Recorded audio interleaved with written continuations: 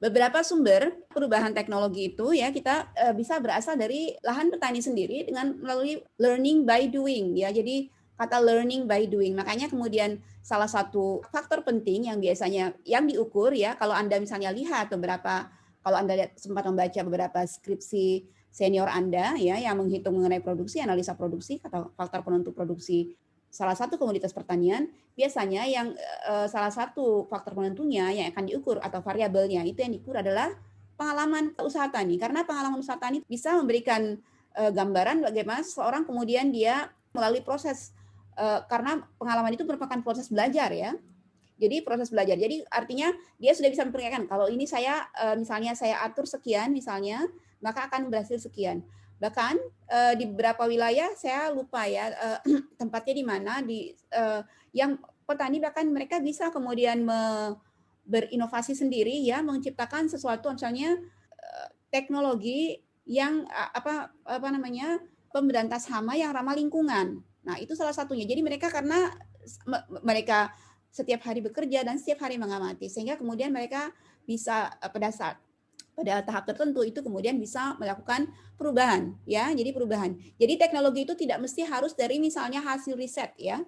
Jadi yang kedua, yang ini yang saya baru sebutkan tadi, ada hasil penelitian dari pengembangan oleh publik dan swasta di dalam negeri atau universitas misalnya atau lembaga-lembaga pemerintah yang lain misalnya melakukan penelitian untuk misalnya menentukan berapa sebenarnya proporsi pupuk yang mesti digunakan atau input yang lain yang harus digunakan untuk misalnya mencapai produksi yang lebih baik untuk katakan produksi jagung atau padi atau yang lainnya. Jadi salah satu fungsi dari penelitian dengan menggunakan teori ekonomi produksi yang sudah kita pelajari itu salah satunya ini. Jadi dia kemudian menghitung yang paling sederhana itu ya, saya katakan misalnya Y ini ya. Ada X1, X1, X2, X3 dan seterusnya ya. Persamaan ekonomi produksi ya, atau ini jadi kadang-kadang diwakili oleh misalnya yang tidak seperti ini ya, saya besarkan supaya Anda bisa lihat. Oke.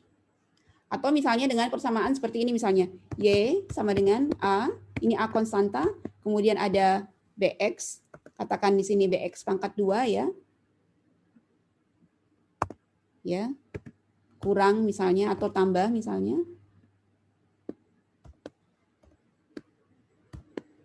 Ups, sebentar. Katakan BX1 ini ya. Misalnya BX2.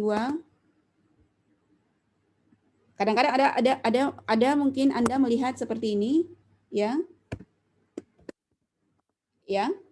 Atau ini error term ya, atau misalnya faktor yang tidak diwakili di dalam persamaan. Jadi ini Anda mungkin belum pelajari sekarang, nanti akan Anda dapat pembahasan ini lebih jauh di ekonometrika nantinya ya, bagaimana menghitung. Jadi ini adalah salah satu jenis penelitian yang dilakukan oleh tentu saja mereka yang ahli di bidang ekonomi pertanian. Jadi untuk menghitung sebenarnya apa sih yang menentukan ya, faktor-faktor apa yang menentukan misalnya peningkatan produksi pertanian, katakan padi di sini. Sehingga kemudian dari sini diketahui misalnya ini X1-nya adalah misalnya pestisida atau pupuk, misalnya pupuk A, di sini misalnya pupuk B dan yang terus seterusnya misalnya, atau lahan atau pendidikan dan lainnya, sehingga kemudian bisa memberikan kesimpulan misalnya, oh kalau misalnya mau meningkatkan produksi, misalnya pupuknya harus ditingkatkan sebanyak B misalnya dan seterusnya ya.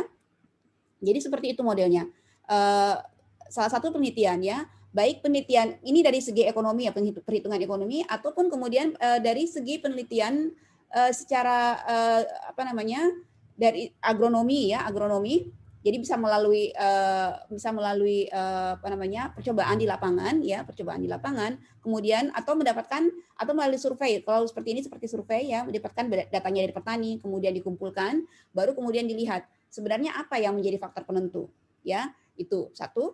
Atau kemudian dengan melakukan penelitian di laboratorium ya mengenai misalnya varietas untuk peningkatan kualitas ya, varietas tanaman tadi. Jadi ada peningkatan varietas ya, varietas unggul ya. Misalnya dia ada peningkatan atau penciptaan penciptaan varietas baru misalnya, ataupun kemudian input lainnya atau mesin pertaniannya, jadi melalui penelitian meningkatkan mesin pertaniannya atau teknologi tepat guna.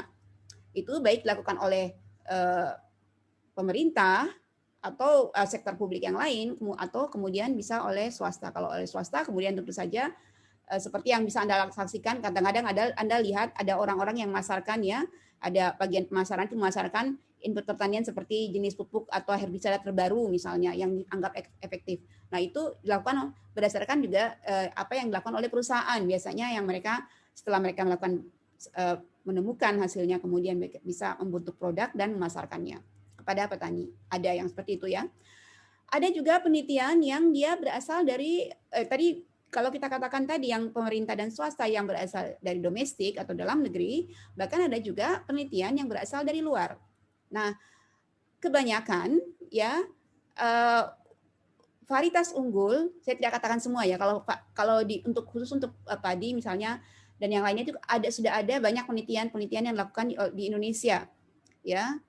Ada banyak ya, tetapi juga kalau seperti padi itu yang pada awalnya itu adalah penelitian dilakukan oleh International Rice, saya lupa kepanjangan IRI ya, yang di Filipina itu ya.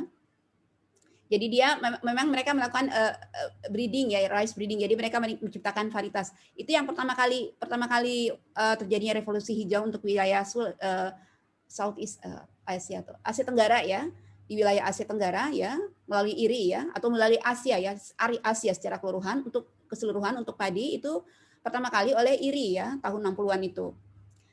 Di Indonesia sendiri sudah banyak.